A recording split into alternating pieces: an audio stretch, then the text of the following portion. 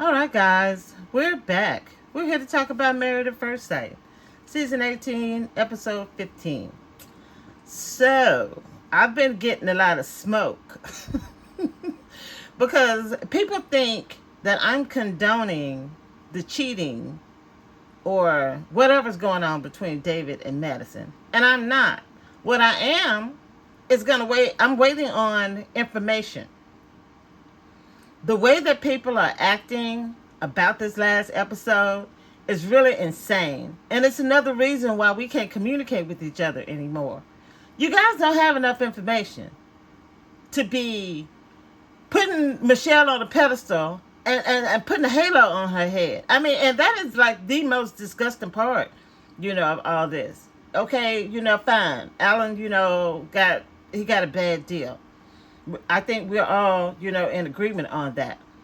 But Michelle opened the door. She opened the door to all of this. And then, all this amnesia that's going on. David was happy with Michelle.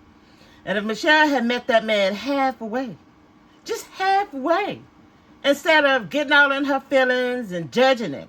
See, and that's the problem with judgment. It's really a poisonous pill. And you have to really kind of balance yourself. You can still observe things about people, make notes, and wait. Just wait until you get that level of information instead of creating it. Michelle created this mess with David. She belittled this man. I mean, all the way down to, the clothes that he was wearing. When they went out to sushi, I didn't see anything wrong with David's outfit. It was a daytime date, number one. The restaurant didn't look that fancy, inside, number two. And he had been busy. He had been on the other side of the city and he wasn't able to get back home and change, in time. And he actually explained that. So the fact that if he could have changed, he would have. That's like, I'm sorry I'm late. He chose not to be late instead of changing. And she was going to be mad either way. That's just the way Michelle is. The other thing, too, I was remember on the honeymoon, when he was trying to ask her questions and stuff about herself. And why do you want to know that? And he's like, because I'm trying to get to know you. And then, when the whole thing happened with the infidelity, oh, well, my parents, my father, he cheated on my mom. Well, if you had opened up and communicated with this man, you might have been able to head that off. But because you was in your feelings and you didn't want to talk and you was acting like you was sucking on lemons, then this is where we all are. And the fact that people are trying to put all this responsibility on David and just wipe Michelle's sins clean, like she'd been baptized under the hand of Jesus, and she's just as wicked and evil as Madison and David, to me. And it's a personality disorder. David has a lot of internal issues. And I think that he was triggered when Michelle just really treated him like everything. She has been treating him like she doesn't believe him this entire time. She didn't just start not believing him. That's a double negative, but you understand what I'm saying. This wasn't the first time that she didn't believe him. She didn't believe that he could take care of her. She didn't believe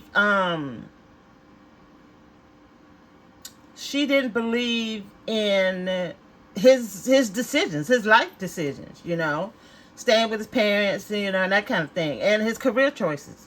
That's why she was, well, I worked hard. I worked my ass off to get what I have. Like he hasn't worked to get what he has. It's not the same thing as yours, but he still put some effort in for the stuff that he has acquired. And I think that's a measure, of someone that she just totally discounted. And the fact that we got all these black people sitting up whitewashing this colonial, I want to call her something. Oh my God. I call her a witch. Y'all look ridiculous. And it's another reason why I don't have respect for the community anymore. You will sit up and eat David alive while looking at this saltine cracker chew him up and spit him out and demean him as an indigenous man. The other thing, with David that I thought, this is what you get when you sit up and you worship at the feet of the blonde-haired, blue-eyed demon. And look at the result that you're living in, right now. So in that sense, I can't feel sorry for him, either. This is the bed that you just swore you wanted to lay in. They could have, Michelle could have ended this on the honeymoon. And the fact that she's sitting there like she's been some kind of wronged individual, David could have did the same thing to her. And he never did that. Openly to her. He did it in a passive-aggressive way. That's passive-aggressive behavior. Because in her face, he wasn't, he was saying the right things, and he was presenting himself in a presentable way. But when he was away from her, he was doing and acting in a negative manner. I'll put negative. I don't know if it was malicious. It could have been somewhere in the back of his head to be malicious about it. I don't have any proof one way, or another. But that was passive aggressive because now she's found out that his attention has been diverted to somebody else. But he didn't let her know that. She had to figure that out on her own. And so, it's just a whole mess. I'm not standing for Madison, David, or Michelle. If you guys are going to be this level of judgmental, then you're going to have to do it to everybody, even Alan. I mean, as nice as Alan is, Alan said that he knew that Madison wasn't into him. She gave him all kinds of information to let him know that she was not into him. We all saw it. He was sitting there living with it. So he knew. And he's sitting up crying because he spent money and he spent time. I think the worst part about it is the time that, was spent. Because that time, you can't get back time. But if you knew Alan, then you should have called her out on it. Instead of just sitting there, letting her smile her way, out of this. And you knew that she was coming in at 2, 3 o'clock in the morning. You knew that. You was out there on the sofa and saw her and had a whole conversation about Velvet Taco. And she didn't want to be with you. She would rather be out in the street than to be up in the house with you. And if she was into you, it would have been the other way around. The other thing I fought Alan for is if she likes to go out, won't you take her out? Take her out, Alan. You work at home. You don't have to get up and go to the office, every day. So that could have been some time, that y'all could have spent, together. Take her out to a nice restaurant. Take that Porsche. What they call it? They call it a Porsche. I say Porsche, but according to, I looked it up, today, and the Germans, they actually say Porsche. So you got the car. You don't have the clothes. You do not have the look that goes with that car, Alan. And to get a woman that looks like Madison, she's not, her neck, to me, is her worst feature. So it's good that she got that long hair because her neck is a whole muscle. Okay? That girl has got I wonder what, if you put a tape measure around it, what would the size be? But I digress. Take that car and use it. She wasn't impressed with the fact that he had a Porsche. And it should have been part of his motif. It should have been part of what he folded, into his style and his persona. If you're going to go and spend that kind of money, on something, then accessorize yourself. When they went and, when he went to that stylist, that dude, where he said he dropped all that money, the $3,000, Alan had one of the ugliest hats on I'd ever seen. And he thinks that trailer park trash look and James Bond go together. I mean, there's nothing about that is appealing. I mean, unless you're in the trailer park. You can get away with that at the trailer park, Alan.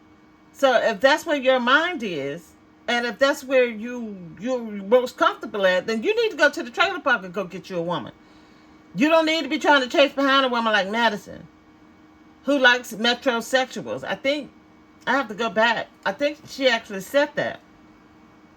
So yeah. And then I'm remembering too, on the episode when they was matching them up, Alan took a couple of pictures where he actually looked pretty good.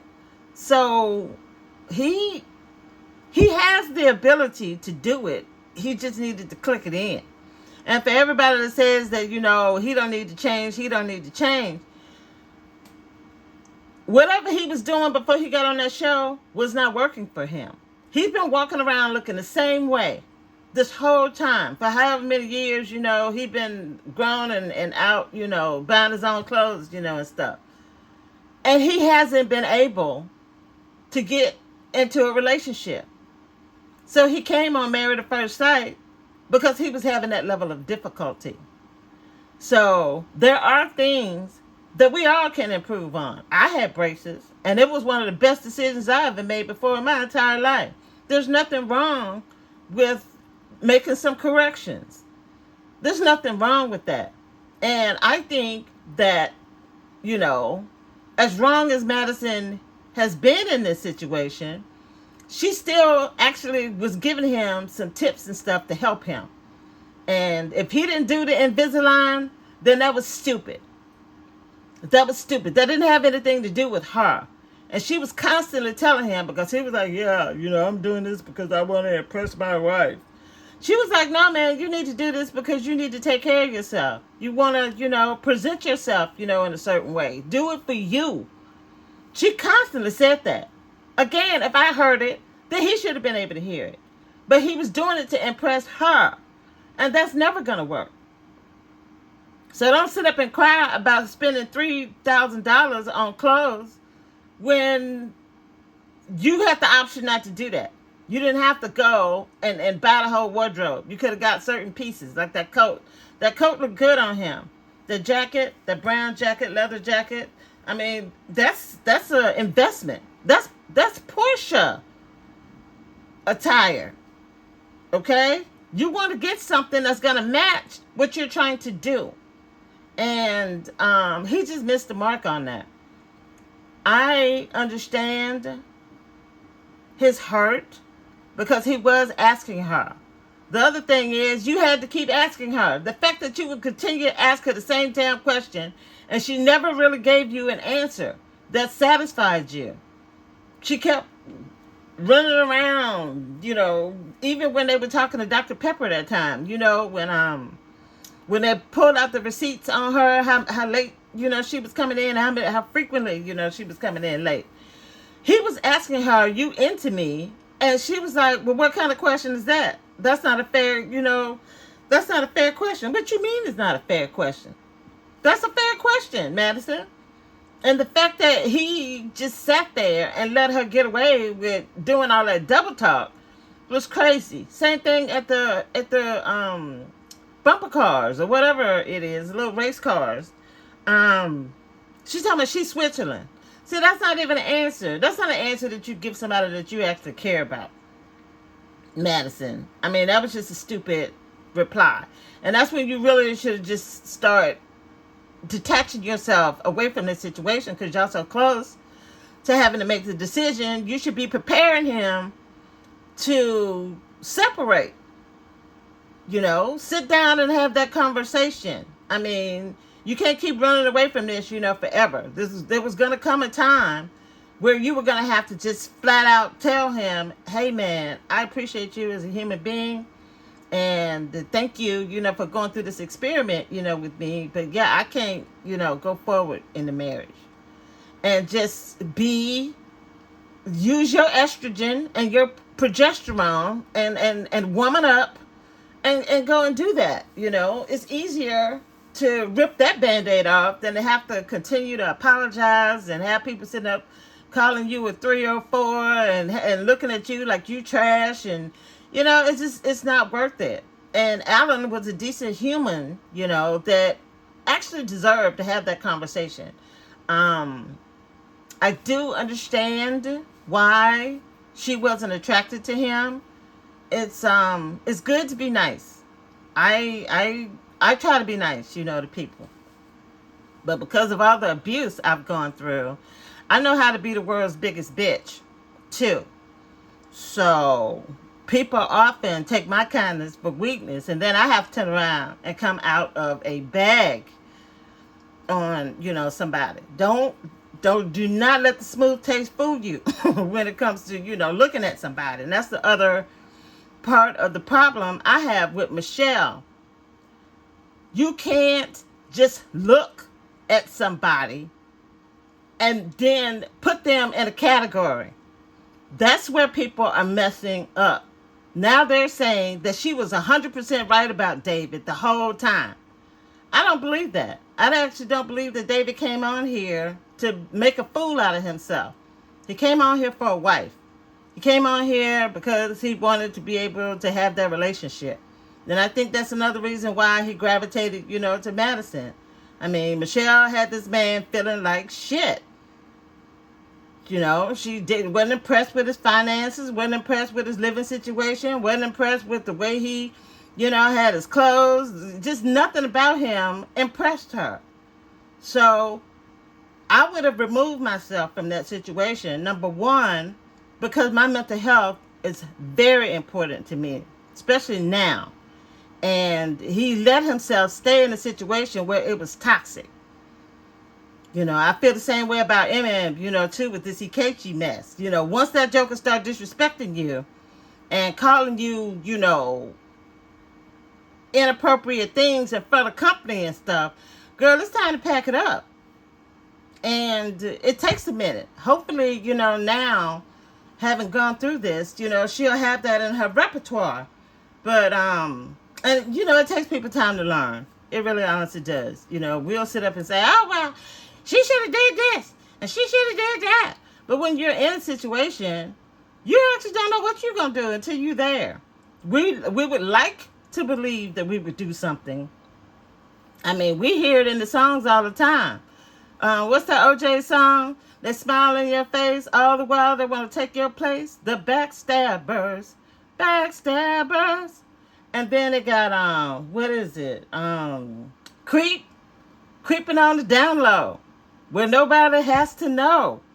These songs have told us, there was another one, this dude named Billy Paul. It was one of my, how your parents have you sitting up listening to this music that you ain't got no business listening to as a child. It was called Me and Mrs. Jones. That was one. Atlantic Starr, Secret Lovers. I remember that song. That's what happens. People end up in situations that they didn't foresee. And then when they end up in the situation, now you caught up. You can't figure out how to get out of it. And it ends up blowing up, in your face. So y'all need to give some grace to people. That's another thing I don't like about this audience. And this is not the first season that I've had to go through this kind of mess. I remember with Morgan and Ben. Oh, my God. And then Clint. Oh, my God. And then now y'all finna sit up and do this mess with Michelle. Y'all finna sit up and baptize this woman and bring her out as white as snow. Just like you did with Clint. When his mouth, Clint's mouth got him in so much trouble. Same thing with Alan. I'm telling you, I don't care if you do consider Madison a 304. I mean, I don't have an opinion, about that. But what I'm not going to do is sit up and have my husband calling me one and then think that I'm going to want to be with you romantically. You going to sit up and call me a 304? I would have left that night. I'd have told him to cut them cameras off, and I'd have cussed him flat out, and I would have packed up my stuff that night. So the kind of person that Alan is with his mouth, if you let him get away with it, he'll continue to drop little pieces of shit all around and say little stupid stuff. So that wouldn't have lasted anyway because he don't know how to control his mouth. You know, you want closeness and romantic, feelings and friendship and respect, then you're gonna have to give it. And calling her 304, that's not gonna get you anywhere. It really isn't. I'm just really disappointed. We've been waiting on this all season. And then when we finally started to get the kind of information that we need, everybody just lost their minds. Oh, well, I don't care about what Michelle did. David and Madison, they're just wrong. They're trash. They're this. They're that. And I hope every last one of y'all that's turning around judging these people when you don't know what you should know, what we probably will find out later. I actually hope that comes back around in your life so that somebody is judging you the same exact way that you turn around and you judging these people. Looking at Camille and Thomas, they really have looked real stable. This last episode, even Carl and Juan looked stable. I was like, wow. And I think that Juan was actually appreciating, Carla a little bit more. And he was saying that he was glad, to go through the experiment, with her. So I don't think that Juan and Carla, are going to end up staying together because he's just too much in his head. But Carla would be just fine. And I was kind of worried, about her being rejected, by him. But I think that she'll be just fine. Especially after looking at that after party show. When a man wants you, girl, he's coming after you. Oh, I love Carla. Okay, so Ikechi and MM. And I have some observations about MM too, because she went from crying when she was with Ikechi and Dr. Pia. She had to get up. She was so upset that she had to get up and go to the bathroom when this man said that he doesn't consider this a marriage. Okay? And Yana went through all of that. She's been thirsty and desperate. You want to go play video games? Yes. And then go to the retreat. And now you liberated. Now you don't care about EKG. Now, you bulletproof. Where did this turn, happen? I missed it. Because you was fighting for your marriage. You said you're going to be married until you weren't married no more. And this whole brand new situation. I'm glad that you finally made it there, but I missed that transition. So who else are we looking at? I think that's all of them basically. The retreat. I didn't appreciate Michelle sprinkling her negativity around to everybody. She wanted everybody to be in the same soup with her instead of keeping that mess between her and David. And I understand why Madison didn't want to be dragged into that, because according to David, he didn't send her the text message. So Michelle was right that it was intended for Madison. But she's looking at Madison like she's lying about this text message when the woman didn't even get it. So that energy that she's putting on Madison when they're having that conversation was dead as wrong. And that's the energy she should have gave to David. David was the one sitting up telling her all these lies. And that's where she should have left it. Dragging Alan into it, which is inappropriate. I think it was really, really, really inappropriate. And for everybody, oh, she's such a detective. She needs to be working for the FBI. Oh, this feels like CSI Miami. She's so smart. She's so witty. I forgot what all the other stuff, they were saying. Just pumping this witch up when she is just as scheming.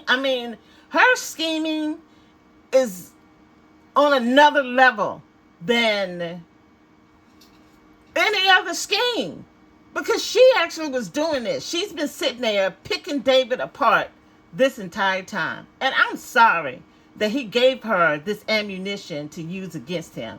I'm so disappointed in David. I was really rooting for this man. And I really still am. I see that, he's got issues that he needs, to work through. But I am still pulling for David to get his stuff together and be that stand-up man that he feels, that he knows that he can be, within himself. He has deficiencies that need to be corrected.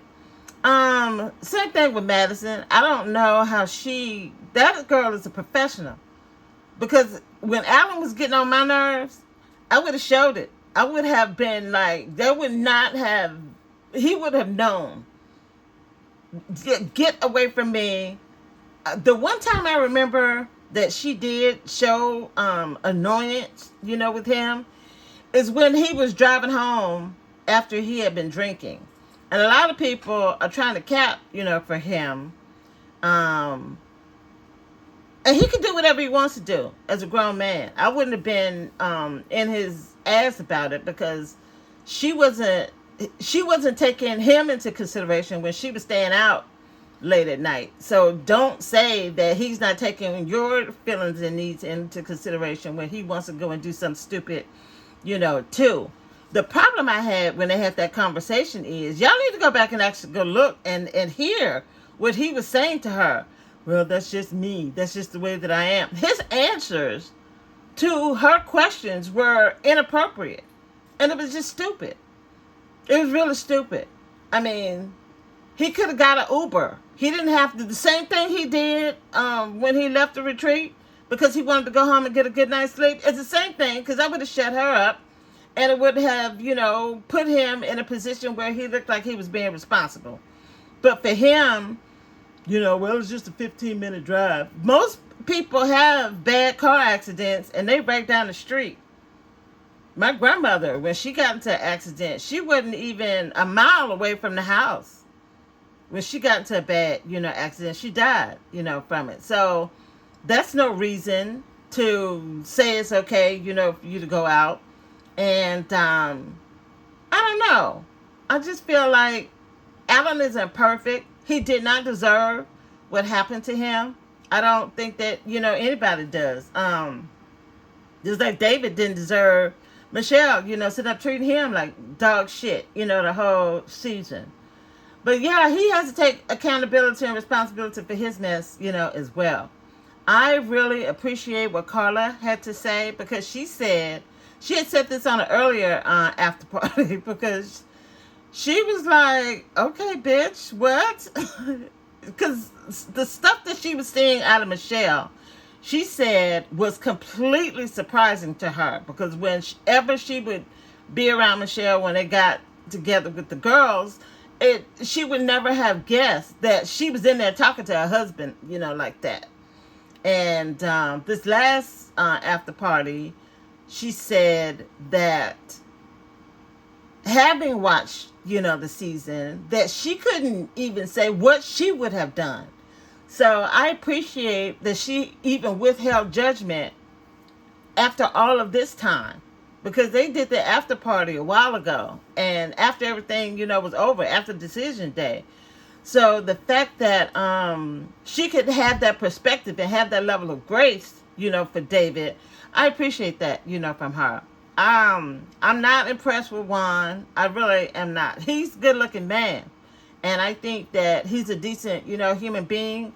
But if he can't tap into something more substantive within himself, then I'm glad that, he and Carla, won't end up, together. Where are we? We're at 30 minutes. Is there anything else that I want to say about this episode? Y'all just need to do something with a lot of this comes from Christianity. A lot of this judgment and all this mess, and making accusations against me. Oh, well, you sound like somebody who likes to cheat. Or you sound like somebody who agrees with cheating. I actually don't agree with cheating. And like I said, David and Madison, you would know they were wrong. My thing is, hold everybody accountable. Don't just look at it from one side and then absolve, Michelle from her mess because you mad at Madison, and David. I mean, I don't understand that kind, of thinking. And it's like, it shows the level of mental health. I mean, y'all sitting up talking about how crazy and jacked up David is. Y'all aren't any better. And you coming at me, when I'm trying to hold everybody, to be accountable. I'm not on team anybody. But am I a human being? Yeah. Have I made, mistakes in my life that I wish, that I could correct and that I never thought that I'd be, in? Yeah. So I can identify, with that. I can identify, with Alan. My first boyfriend in high school. There was this girl, we were friends, and our grandmothers used to be friends. So we used to play together. So we got to high school, and I started, dating this guy, and she liked him too. And was just throwing herself, at him. And I was saying to him, if he goes and does something with her, then we're going to be broken up. Child went and had sex with this girl. Because, see, my dad and them, they wouldn't let me go out. So she could go out. And he took advantage, of the fact that he could go out, with her. And I remember when I found out, and I went and saw him in his gym class, and that joker was talking to me like, okay, yeah, whatever. Broke my heart. Broke my heart. And I didn't see that one coming. I thought that we were good, and then that joker just turned around and he just slapped me in my face. You talking about passive aggressive. So I know how that can feel. I never want, to have that situation, again in my entire life. It's really hurtful. But Alan, hopefully he's learned something, from this. And he's doing okay now. I saw him a few times on the after party. He seems, like he's cool, like he's worked, through it. David, he seems stable. He and Madison were on the after party together, and they didn't seem like they had hostility, between them. So I hope that they've worked through this, even if they're not together now, that they are cordial, and stuff with each other. That would actually be really, really cool. And it'll give us an opportunity to have a better reunion. So I'm looking forward to the reunion, and I'm looking forward to the Where Are They Now. So, I guess that's it. I don't care what you idiots have to say about me. I'm doing this because I see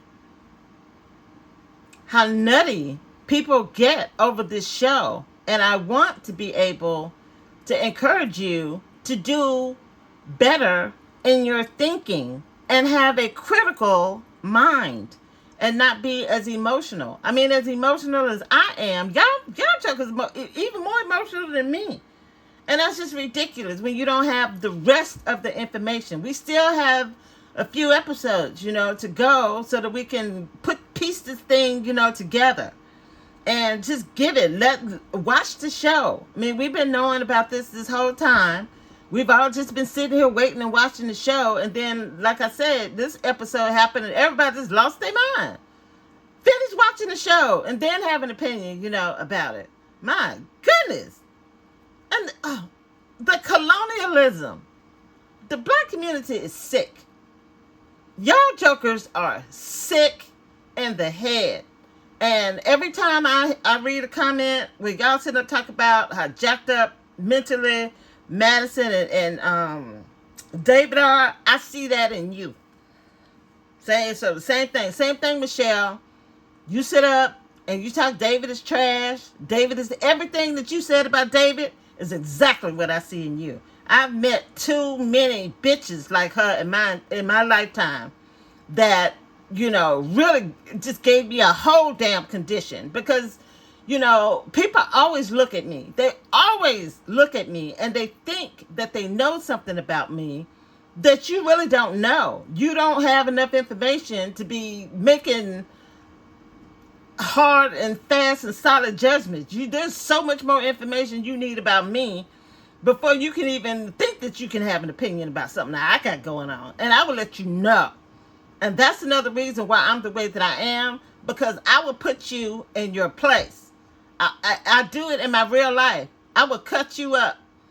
So I do it when I'm punching this stuff in these comments, and I do it in my everyday real life. I will jack you up if you come up in my face with some bullshit, because y'all full of it. So, for those who are making rational, sane, cogent comments, I appreciate y'all. I really honestly do. And I want to encourage you, like I said, to continue to think critically and to see things, you know, from more than one perspective. If you got to do a 360-degree walk around and check this thing out, do that walk around and check it out before you come to a conclusion, because you could be missing something. You know, like with Michelle, you know, as far as she's concerned, Madison and David, you know, they in cahoots. The girl she didn't even get the text.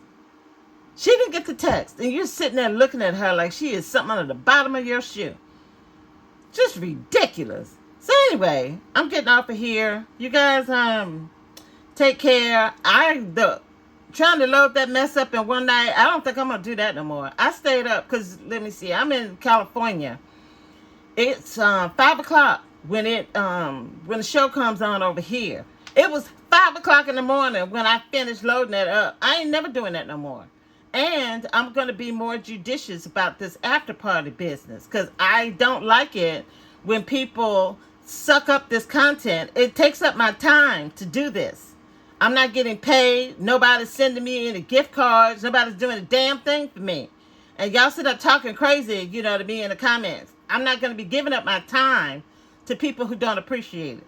So, and then I'm thinking about letting this be, you know, my last season. So I'm still messing around, you know, with that. So anyway, I'm off, and I will talk to you guys in the next video.